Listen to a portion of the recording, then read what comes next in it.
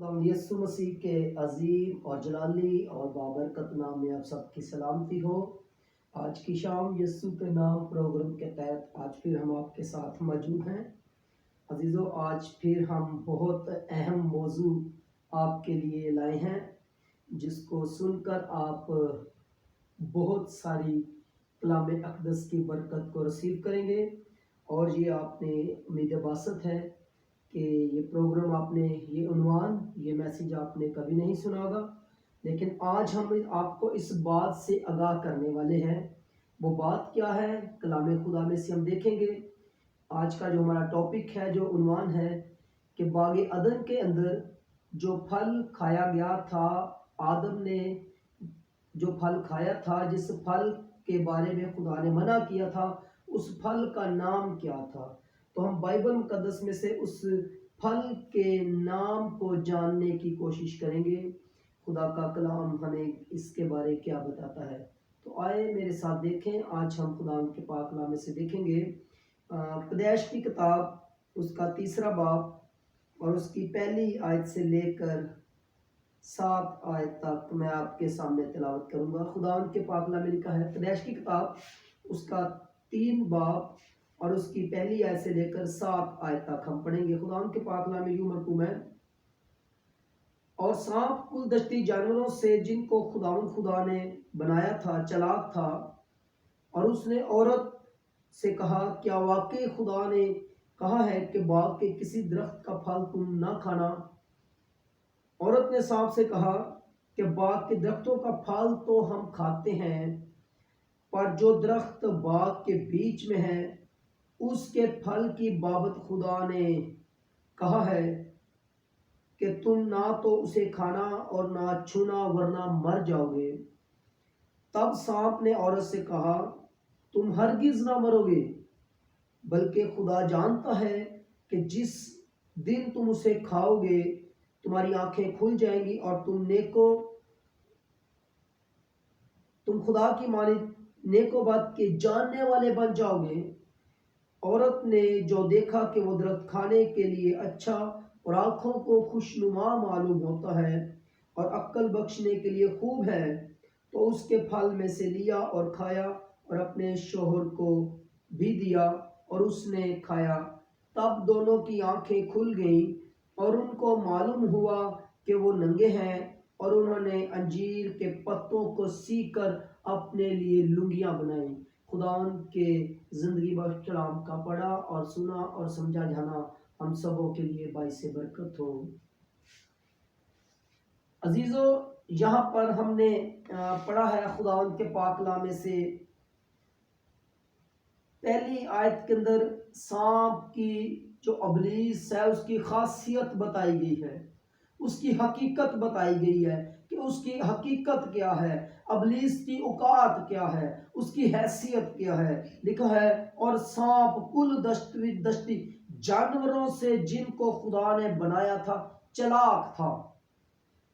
ये चालाक जानवर है और ये अपनी चालाकियों में, अपनी होशियारियों से इंसान को बहकाता है।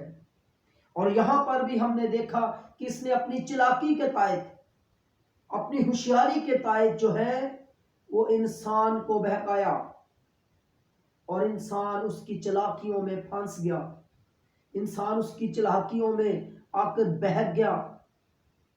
और उस हुक्म को जो खुदा ने उन पर लागू किया था, अबलीस की चालाकियों में आकर, अबलीस के मंसूबों में आकर, अबलीस के इरादों में आकर उसने खुदा के मंसूबों को कैंसिल कर दिया। इंसान ने खुदा की बात को रद्द कर दिया, क्योंकि जो उसके पीछे था वो लिखा है कि वो बहुत चालाक है। अबलीस बहुत चालाक है और हमें उसकी चालाकियों से बचने की जरूरत है। और लिखा है, उसने यानी अबलीस ने औरत से कहा, उसका बयान क्या है कि वो गलत बयानी करता है। यहाँ पर उसका बयान गलत है, उसकी सोच गलत है, उसके अल्फाज गलत है। क्या कहता है कि वाकई ही खुदा ने तुम्हें मना किया है कि बाग के किसी दरख्त का फल ना खाना।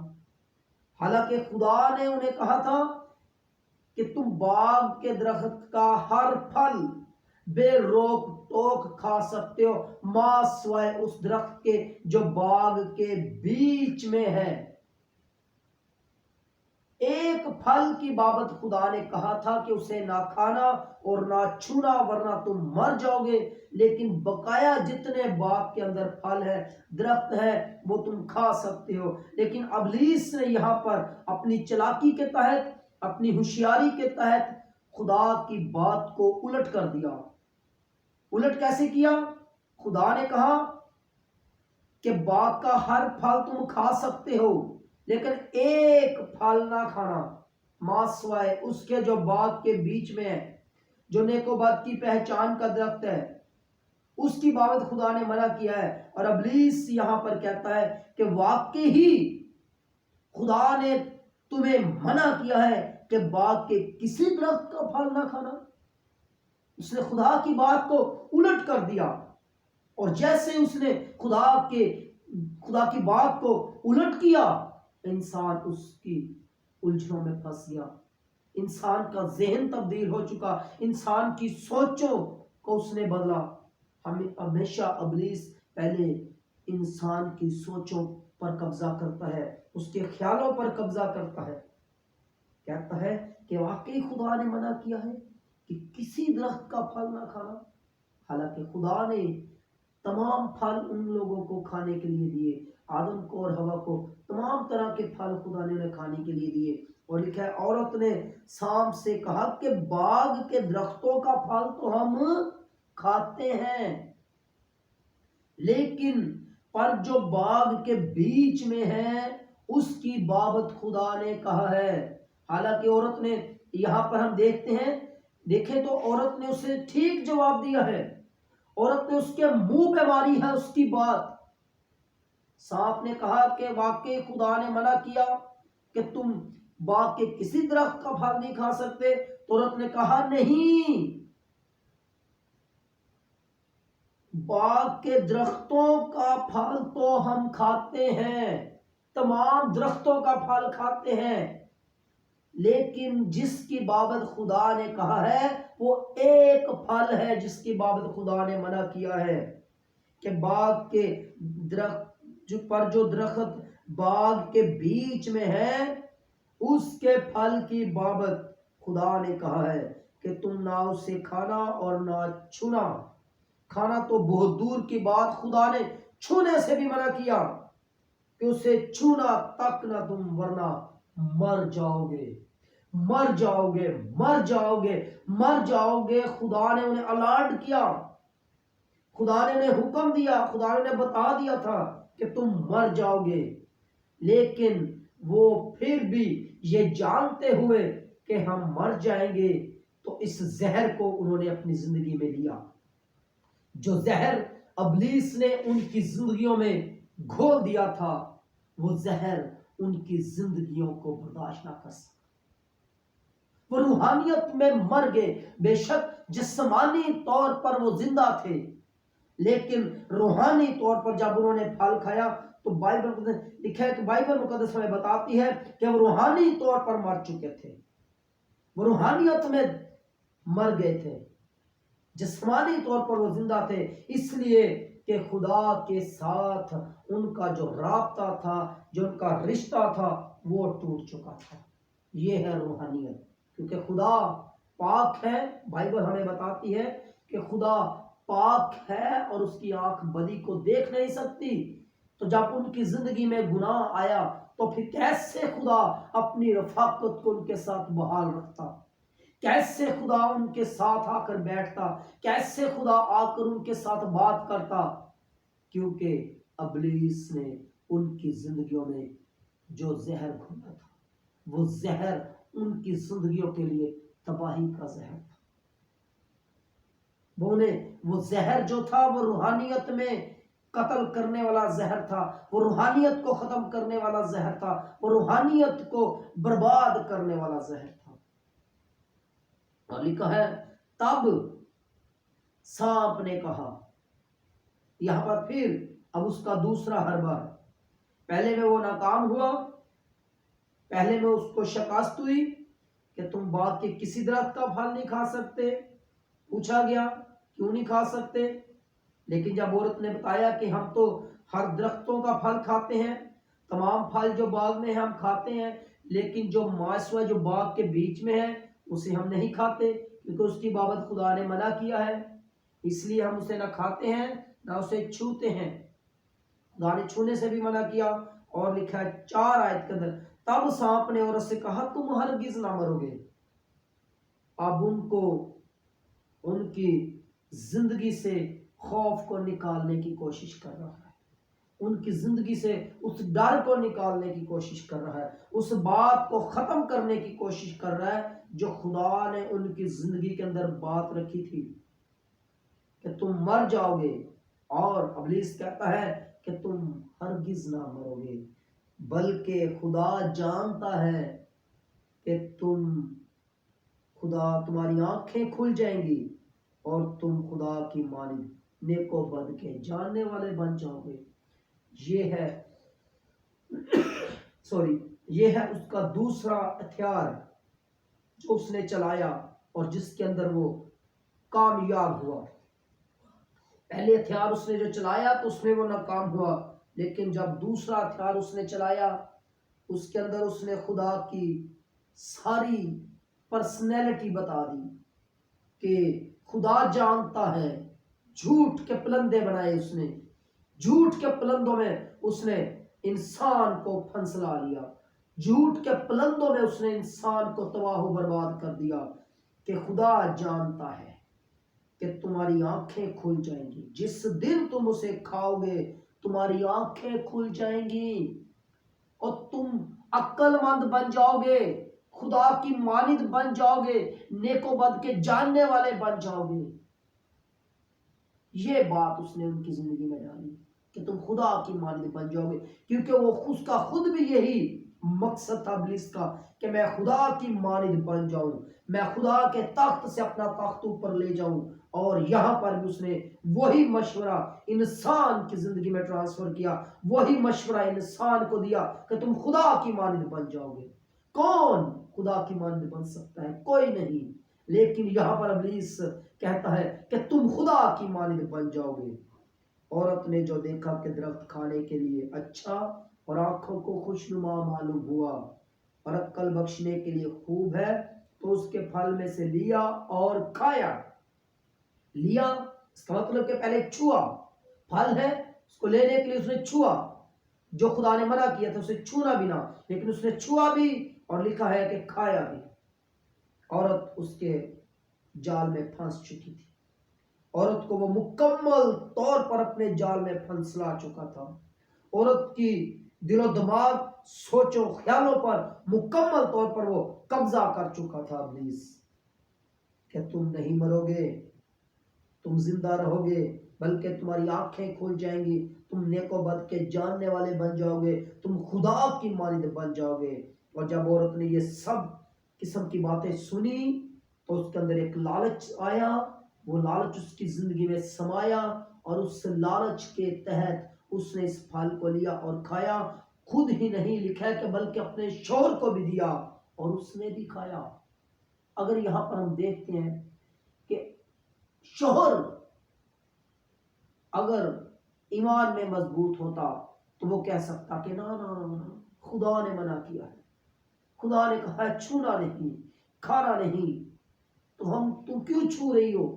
وہ آدم جو تھا وہ عورت کو بھی منع کر سکتا تھا، لیکن یہاں پر لکھا ہے کہ اس نے اپنے شوہر کو دیا اور اس نے لے لیا آسانی سے، اس نے بھی، وہ بھی اس کی چنگل میں پھنس گیا۔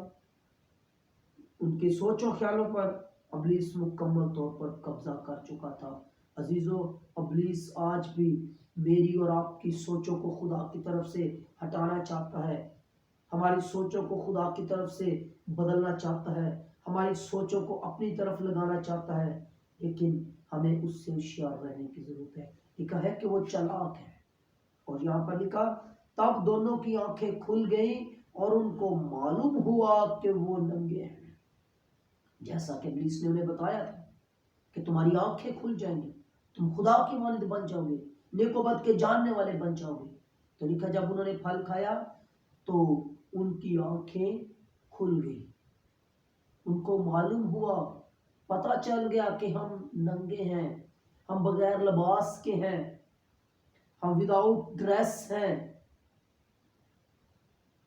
جب ان کو معلوم ہوا تو پھر انہوں نے یہاں پر لکھا ہے، غور سے سنیں، اب وہ بات ہم سیکھنے والے ہیں اس آیت کے اندر، جس بات کا ہمارا مضمون ہے کہ وہ کون سا پھل تھا جو آدم اور حوا نے باغ عدن میں کھایا۔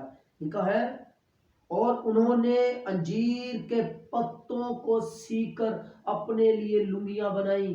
اب یہ موجودہ وقت کی بات ہے، ذہن کو کھول کر اس بات کو سمجھنے کی کوشش کریں۔ لکھا ہے، تب دونوں کی آنکھیں کھل گئیں، آیت نمبر 7 کے اندر، تب دونوں کی آنکھیں کھل گئی اور ان کو معلوم ہوا کہ وہ ننگے ہیں۔ جب ان کی آنکھیں کھلی، ان کو پتہ چلا کہ وہ بغیر لباس کے ہیں، تو انہوں نے انجیر کے پتوں کو سی کر، اسی وقت وہ اسی درخت کے پاس کھڑے ہیں جس درخت سے انہوں نے پھل کھایا، اور اسی درخت کے پتوں کو سی کر انہوں نے اپنے لیے لنگیاں بنائی۔ تو ہمیں یہاں پر ملتا ہے کہ انہوں نے انجیر کے پھل کو کھایا، کیونکہ اس موجودہ دور میں، موجودہ وقت میں وہ وہاں پر موجود ہیں۔ اسی وقت ان کی آنکھیں کھلی ہیں جب انہوں نے پھل کھایا۔ چھٹی آیت کے اندر لکھا ہے، آیت نمبر 6 کا جو دوسرا حصہ ہے ہم پڑھیں گے، آیت نمبر 6 سے پڑھیں گے۔ عورت نے جو دیکھا کہ وہ درخت کھانے کے لیے اچھا ہے، کھانے کے لیے اچھا ہے اور آنکھوں کو خوشنما معلوم ہوتا ہے اور عقل بخشنے کے لیے خوب ہے، عقل بخشنے کے لیے خوب ہے، تو اس کے پھل میں سے لیا اور کھایا اور اپنے شوہر کو بھی دیا۔ جب انہوں نے کھایا تو فوراً ان کی آنکھیں کھلی، فوراً انہیں پتہ چلا کہ ہم جس جگہ پر کھڑے ہیں اسی جگہ پر انہیں پتہ چلا کہ وہ ننگے ہیں، وہ بغیر لباس کے ہیں۔ تو انہوں نے فوراً جس درخت سے انہوں نے پھل لے کر کھایا، اسی درخت کے پتوں کو وہ سی کر اپنے لیے لنگیاں بنانے کی انہوں نے کوشش کی، اسی درخت کے پتوں سے انہوں نے اپنے بدن کو ڈھانپنا شروع کر دیا، لنگیاں بنا لی اپنے لیے انہوں نے انجیر کے پتوں کو سی کر۔ اس کا مطلب ہے کہ اسی موجودہ وقت کے اندر انہوں نے اسی انجیر کے پھل کو کھایا اور پھر اسی انجیر کے پھل کے پتوں سے اپنے لیے لنگیاں بنائیں۔ تو ہم کیسے کہہ سکتے ہیں کہ خدا کے کلام میں پھل کا نام نہیں ہے؟ ہم کیسے کہہ سکتے ہیں کہ بائبل مقدس اس کے بارے خاموش ہے؟ ہم کیسے کہہ سکتے ہیں کہ وہ نیک و بد کا درخت ہے، وہ نیک و بد کی پہچان کا درخت ہے؟ ہم صرف اتنا کہہ کر لوگوں کو ٹال دیتے ہیں، لیکن کلام کی سچائیوں کو بیان کرنا ہے۔ ہمیں ارد گرد کی مثالوں کو نہیں لینا، ہم نے خدا کے کلام کو سننا ہے، خدا کے کلام پر دھیان رکھنا ہے۔ جب ہم خدا کے کلام کو ڈیپ سٹڈی کرتے ہیں، اس کلام کی ڈیپ سٹڈی کرتے ہیں، تب خدا ہمارے ذہن کو کھولتا ہے۔ اور میں نے اس کو پڑھا اور میں نے پھر جانا کہ وہ کون سا پھل ہے جس کی بابت خدا نے منع کیا تھا، وہ کون سا ایسا پھل ہے جس کی بابت خدا نے روکا تھا کہ تم نہ اسے کھانا اور نہ اسے چھونا۔ عزیزو، وہ انجیر کا پھل ہے جس کی بابت خدا نے انسان کو منع کیا تھا، اور وہ پھل کھا چکے اور وہ پھل ان کی زندگی کی بربادی کا باعث بنا۔ خداوند آج کے کلام کے وسیلہ سے آپ سبوں کو برکت بخشے، آمین۔